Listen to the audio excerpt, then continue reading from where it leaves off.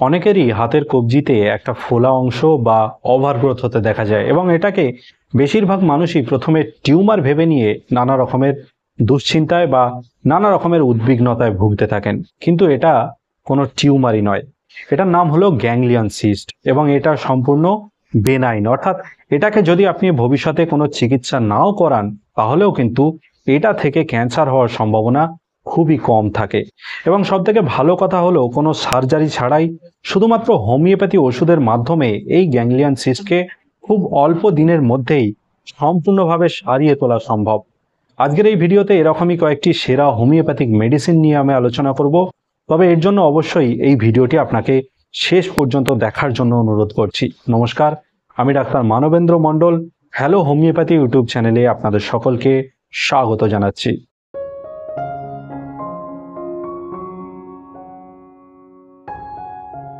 যে সমস্ত ব্যক্তিরা হাতের ওপরে খুব প্রেসার দিয়ে কাজ করেন এবং যার ফলে তাদের কবজিতে খুব চাপ সৃষ্টি হয়, এই ধরনের দীর্ঘদিন কবজিতে চাপ সৃষ্টি হওয়ার কারণে যদি কোনো ব্যক্তির এই ধরনের গ্যাংলিয়ন সিস্ট দেখা দিয়ে থাকে, সেক্ষেত্রে আপনারা রুটা মেডিসিনটিকে 200 পোটেন্সিতে 2 ফোঁটা করে দিনে 2 বার 1 চামচ জলের সাথে মিশিয়ে 5 দিন ব্যবহার করতে পারেন। তাতেই আপনাদের এই ধরনের লক্ষণযুক্ত গ্যাংলিয়ন সিস্ট সম্পূর্ণভাবে সেরে যাবে।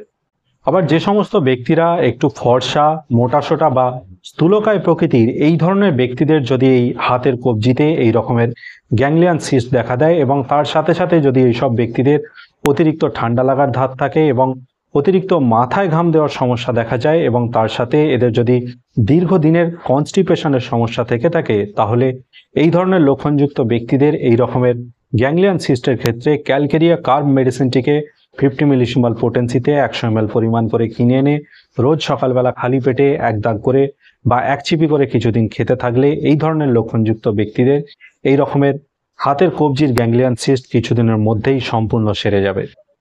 আবার যে সমস্ত ব্যক্তিদের হাতের কবজিতে একদম শক্ত পাথরের মতো গ্যাংলিয়ন সিস্ট হতে দেখা যায়, এই ধরনের লক্ষণযুক্ত ব্যক্তিদের এই রকমের শক্ত পাথরের মতো গ্যাংলিয়ন সিস্টের জন্য আপনারা ক্যালকেরিয়া ফ্লোর মেডিসিনটিকে 200 পোটেন্সিতে 2 ফোঁটা করে 1 চামচ জলের সাথে মিশিয়ে পরপর 3 দিন বা 5 দিন খেতে পারেন। তাহলেই আপনাদের এই ধরনের লক্ষণযুক্ত গ্যাংলিয়ন সিস্ট কয়েকদিনের মধ্যেই সম্পূর্ণভাবে ভালো হয়ে যাবে। গ্যাংলিয়ন সিস্টের জন্য আজকের এই ভিডিওতে যেসব হোমিওপ্যাথিক মেডিসিনগুলির কথা আলোচনা করলাম, এর মধ্যে শুধুমাত্র একটি হোমিওপ্যাথিক মেডিসিনকেই আপনি ব্যবহার করতে পারবেন, যে মেডিসিনের সাথে আপনার শারীরিক লক্ষণগুলি বা আপনার গ্যাংলিয়ন সিস্টের লক্ষণগুলি সব থেকে বেশি মিলে থাকবে। আপনারা কখনোই একসাথে একাধিক মেডিসিন বা সব মেডিসিনগুলি একসাথে ব্যবহার করবেন না। তবে এইসব মেডিসিনগুলি ছাড়াও হোমিওপ্যাথিতে গ্যাংলিয়ন সিস্টের জন্য আরও অনেক হোমিওপ্যাথিক মেডিসিন রয়েছে।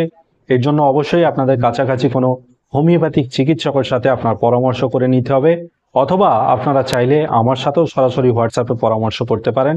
এই মুহূর্তে যে হোয়াটসঅ্যাপ নম্বরটি আপনারা স্ক্রিনে দেখতে পাচ্ছেন, এই হোয়াটসঅ্যাপ নম্বরে সরাসরি আপনারা আমার সাথেও যোগাযোগ করে আমার থেকে পরামর্শও নিতে পারেন বা আমার থেকে চিকিৎসাও নিতে পারেন।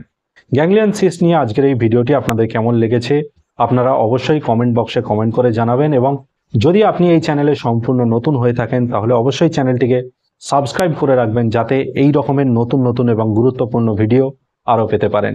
আজকের এই ভিডিওটি এইখানেই শেষ করলাম। পরবর্তীকালে আবারও এরকম একটি নতুন এবং গুরুত্বপূর্ণ ভিডিও নিয়ে আপনাদের সামনে আমি উপস্থিত হব। ততদিন সবাই সুস্থ থাকবেন, ভালো থাকবেন, নিয়মিত শরীরচর্চা করবেন। ধন্যবাদ।